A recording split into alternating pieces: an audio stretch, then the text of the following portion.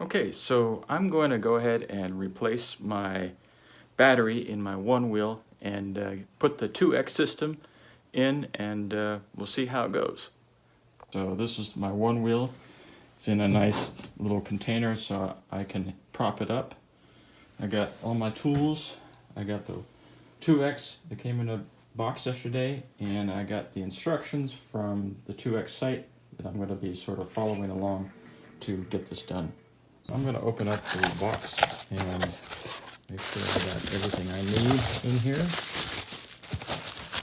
Got some foam, 2X screws, and instructions, or actually those are, looks like stickers. This is the replacement battery that will go inside my OneWheel. So I have that in there. And then these are the satellite packs for the system. So we'll get those installed. So that was not stickers, but it was an instruction manual. Basically a quick start guide and with links where I need to go. These are the satellite pieces that basically screw onto the underside of your board, and basically 3 connections that will connect to your wire bundle inside the OneWheel. Alright, so now I'm going to remove the fender. So getting busy on removing the fender, and I'm going to speed up this video. I'm just using a Allen wrench on a screwdriver setup. There's a total of 16 screws that you need to remove from the rails. Two from each side of on the foot pads. That's 4 from the top side. And actually there are 2 hidden underneath the foot pads, but I'm not going to count those right now. But so we're going to remove the 3 screws from each side of the pads. That makes a total of 12. There are 2 screws on the skid panels that you need to remove as well, and we'll remove those shortly.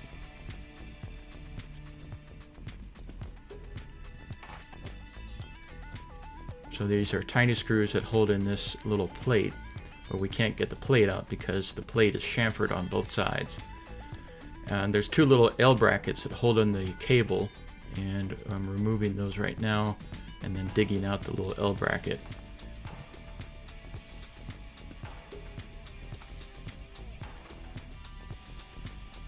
And I just put the screws back in the L bracket. There's a little plate cover that popped off that covered the connections in the front. And now I'm removing the Allens that hold in the skid plate. Got my fangs on here. I have fangs on my board, so I'm going to go ahead and use a different size Allen than what's on the rails to remove the fangs. I was trying to remove the skid plates, but they weren't coming off. So I was looking at this plate here, and the plate actually has screws here. You know, these screws go underneath the plate. We just took out these two. But there are screws on the top that I need to take out because of these threads here. So put that over there. The guy was saying that I need to loosen these to get this little plate out. So I'm going to see if this is the right one for this. Yeah, looks to be.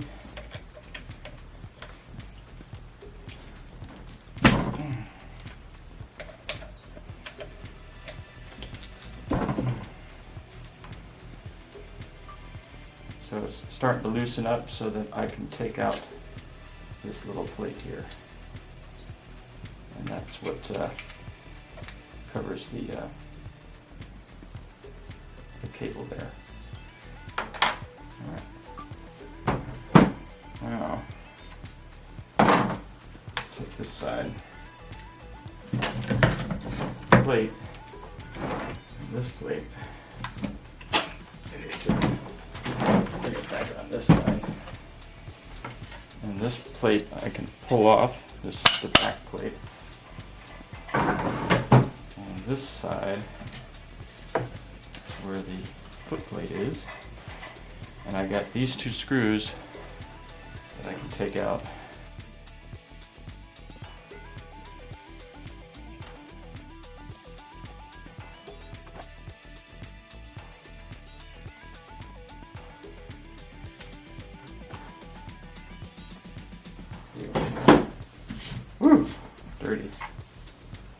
looks like I need to take this, turn it back around,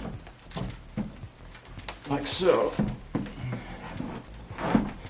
And we have this connector here. This little connector here, apparently you just slide back. So that slides forward, slides back, and apparently then we can sort of wiggle this out. So this has like a little push button in the front. You basically have to use a screwdriver to sort of help pry it away, but you got to push that little screw button, that little black button down. And it took a lot of pressure to get this connector out. And finally it just sort of clicked and it was able to come out. So I was able to remove the battery pack once I was able to. Alright, there's the battery box. I'm going to work on that. So once I had the battery out, I put the board away and then started cleaning up and getting ready to work on the battery pack. So just make sure you get all the screws, everything that you need to put back onto the board. Those out. They're all nice in a nice little baggie. Now, take this over here. Now my board's 2 years old, so the warranty was already done. So in order to work with this, you have to remove the warranty stickers on the battery pack. And then using a screwdriver to pry open the top plate, because those are screw sockets going down inside. It was a pretty clean plate.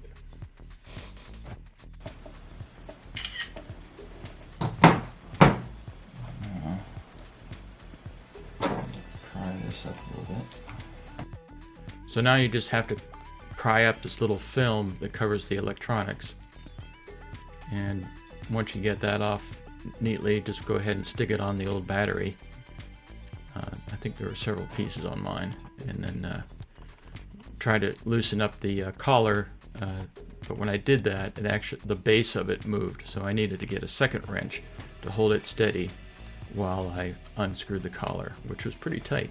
It took me several turns in order before it was actually loose to come off.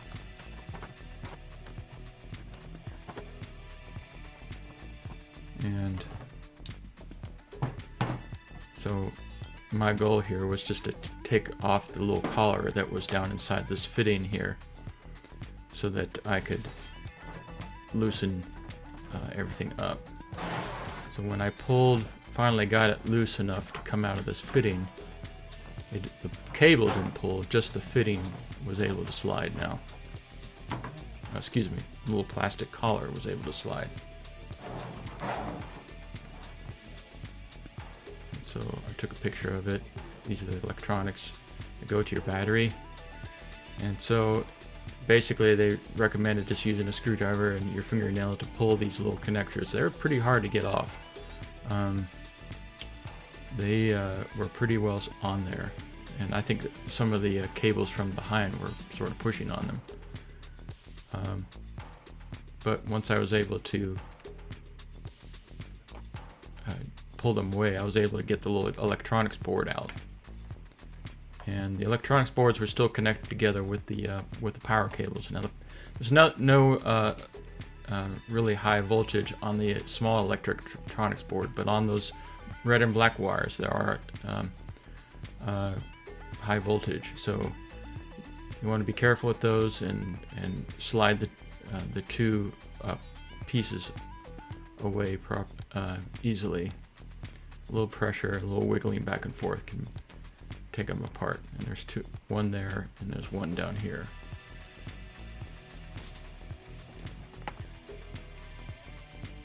Take another picture.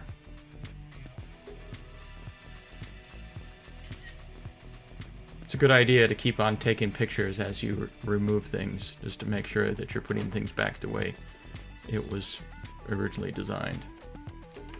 So there's a little plastic board that has like a foam on it that basically protects the electronics board from the battery, just in case the battery gets hot.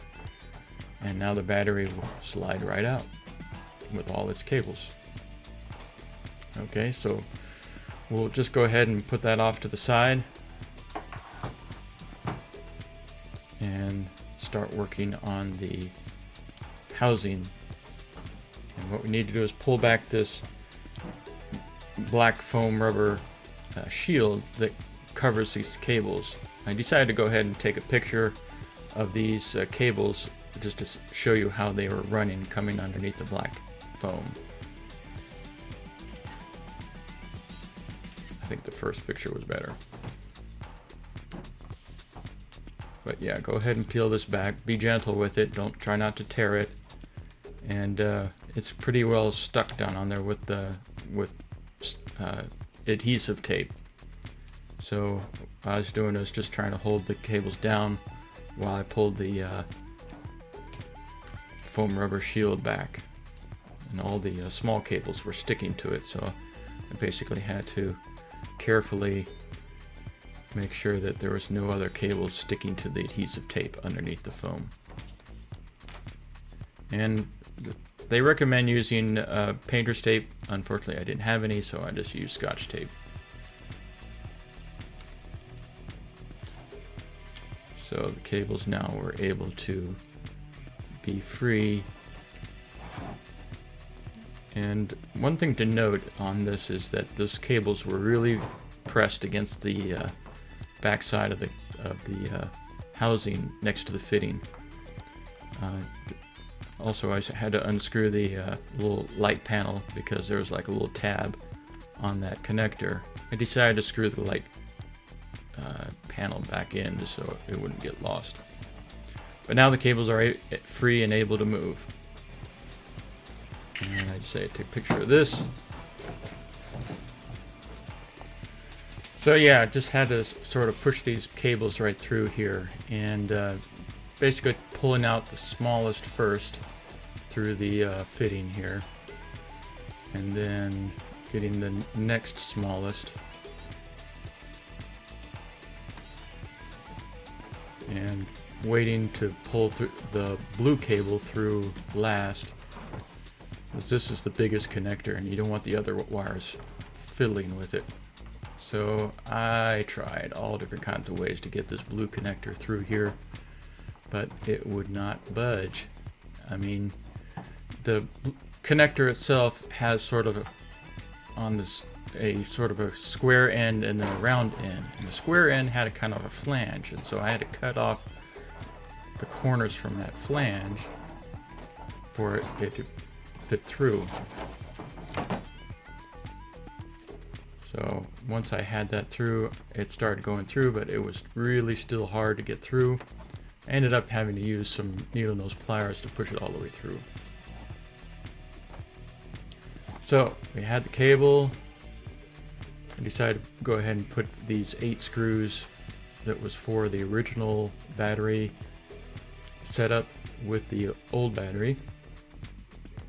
And now I had to get this kind of heat shrink bushing off somehow. I had to slide it down 3 3/4 inches. So they recommended you boiling this. Now I boiled this for 2.5 minutes, maybe 3 minutes, and tried to slide it down. It would not slide down. So I ended up making the decision to cut off. I just slid a small screwdriver underneath the lip and then started peeling it away.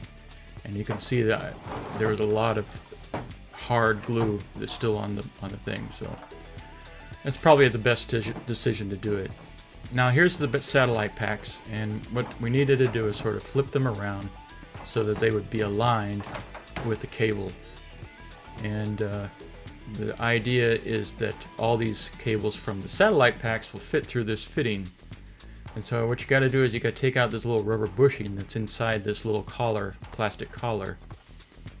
And once you have that out, you should be able to fit the communication cable from the satellite packs through first, which is the biggest cable, and then the 2 power cables should be able to slide through there. And then it will fit through the little rubber collar that goes inside the plastic footing, and put the power cords through that rubber grommet as well. And this little plastic footing had a very tiny little rubber seal, and while I was messing with it, I had to make sure that it stayed on. Little black ring behind the main collar there. But once I got everything on, then I had to slide the metal collar nut over top both the cable and the cables from the satellite packs. Now there's an order that this needs to happen. Now the left side of this is facing towards me, so you have the battery control cable and the 2x satellite negative and positive power, and the 2 COM cables should be on the back. So once I had it sort of properly aligned in the right location, I started fitting the larger cables through the metal fitting, and then the smaller ones had to fit inside there as well. And it's a real important to make sure that you don't have anything that's over top each other. And so basically I had to fit everything through, and as far, there's actually little white marks on the satellite packs that you want to align with the end of the battery communication cable. So now I'm putting on the little rubber grommet, make sure that it fits down into the little grooves on those little fingers. And it was taking me a little bit of time to do. What I should have done is widened all those little fingers before I put that in. But now I got it where it needed to go. And so now I'm trying to make sure everything is aligned. And now it looks like my red cable's not where it should be. I need to make sure it goes all the way to the very back. So I messed around with this orientation quite a long time, and the orientation is proper so that all the cables, the thick cables, get put into the little channels, and then the smaller cables can go over top. What you need to do is use your tape, whichever you got, to make sure the big cables get aligned into these channels, and you sort of need to make a little L with those big cables right against the back there. Now you can sort of see me sort of adjusting and making sure those cables are actually in the back there, and it's real important. I didn't think it was going to be important, but it was very important to make sure that those things align properly in order for the cables to be flat enough so that your battery would not stick up. So I messed with this for quite some time, trying to get those stuck down, using tape to put them in, and trying to get everything in the channels using the Scotch tape to put them where they need to go. And then once I had them flat enough and down further enough, I was able to get the cables where they needed to go. But boy, this was probably the hardest part for me to sort of discover, that having a proper alignment of those initial cables was very important. And finally, the battery pack. Now, well, see, I needed to move the cables back further against the wall, and needed to be almost like on an L coming through that fitting. And once that happened, then the battery pack would finally fit through. And then it had enough space. Had to get those cables around a little plastic piece on the corner there. And I basically had to come back to this the next day. And I was able to put in the plastic board with the foam facing the battery, and then the battery communication plate fit nicely down inside its groove. Yep. And then I had to take this blue connector and sort of bend it back towards the battery connection and connect it to the little blue connector in the back there. I watched the video several times trying to make sure that this was correct, because I had to make sure that everything turned out properly. So I'm connecting the blue cable now and stuffing that down inside. I had to make sure that it was totally seated, and I had to make sure that this ribbon cable was on top. Had to connect all the connections there according to the video, and then I was able to hook up the ribbon cable. It didn't seem like the ribbon cable fit like the other one did, but I sort of had to use tooling in order to get it in proper. The middle connector connected fine, that was originally there, and then this other communication cable from the satellite packs was a little bit difficult to get in also. But once I had everything down, I had to make sure that none of the cables would be pinched. Once I put a little piece of tape over some of the ribbon cables so that it would not get pinched, and then I was able to start putting in the screws that held the plate. And I just went back and just double checked, make sure that everything was aligned, and I was able to use my 3/32 Allen wrench. I would say that the 2X battery felt like it was a little bit bigger than the other battery.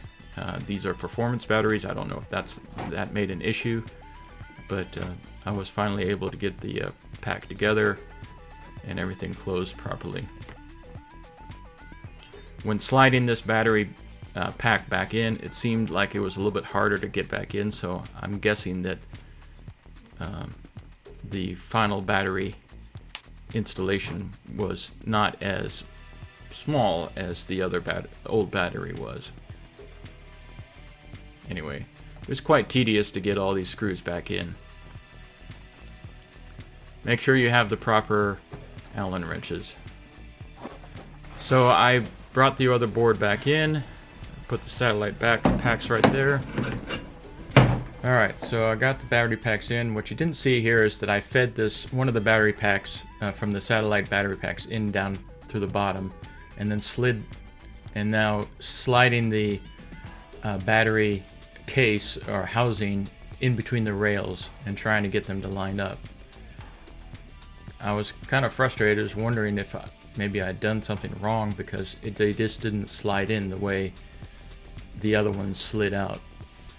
But I really essentially had to force it to line up with the holes. Then you take this other satellite battery and feed it up through the electronics housing, put it on the connector. It should snap, and their other housing snapped into place there. And I was just following along the directions, making sure I did everything right, making sure the cables are out of the way.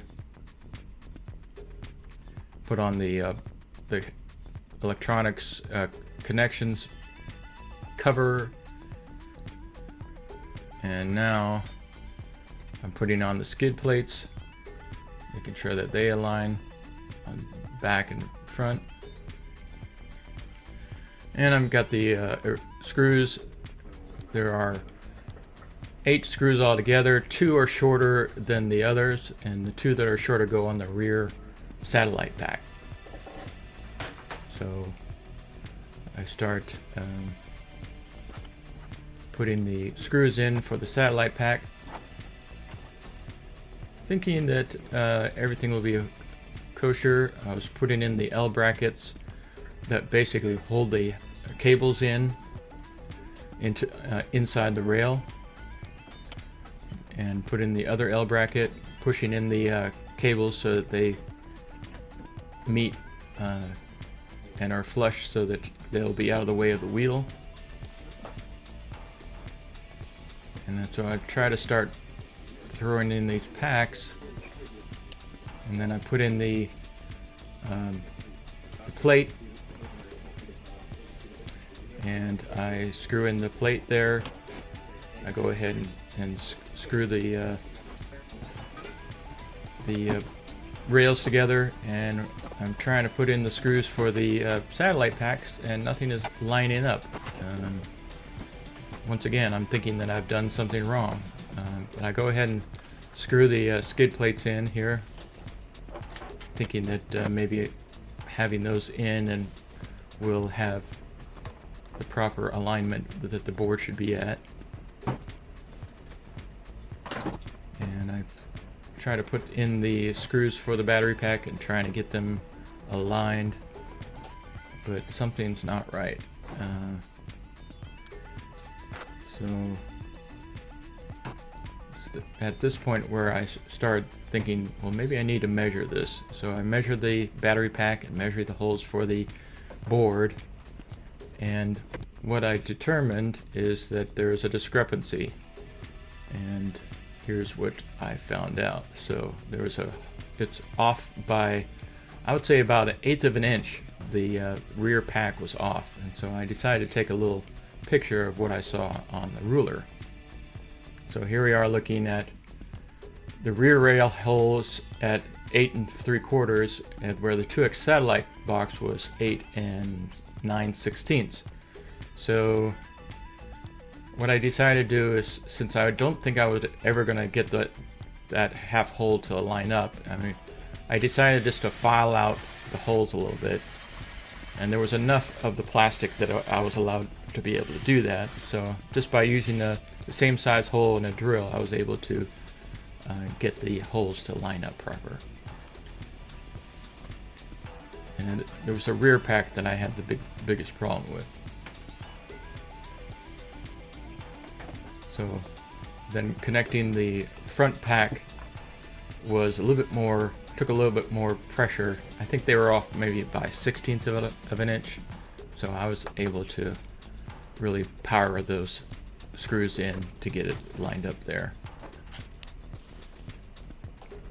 So here's where I messed up. I should have put the screws that are hidden underneath the rails up, but after watching this video, I realized that I had missed those screws. So I was like, what are all these extra screws here? So later on, I was able to put those screws back in, and you'll see at the end of this video of me putting those in.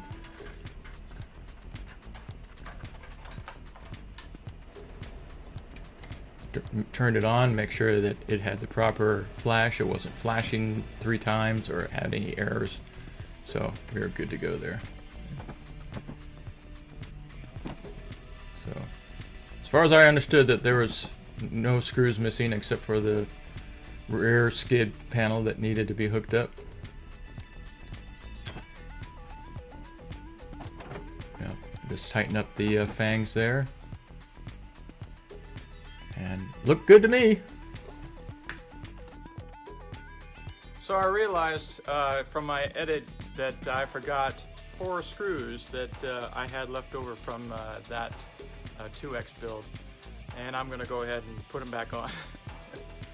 So once again, I had to remove the fender, and then I realized that those screws are underneath this foot pad.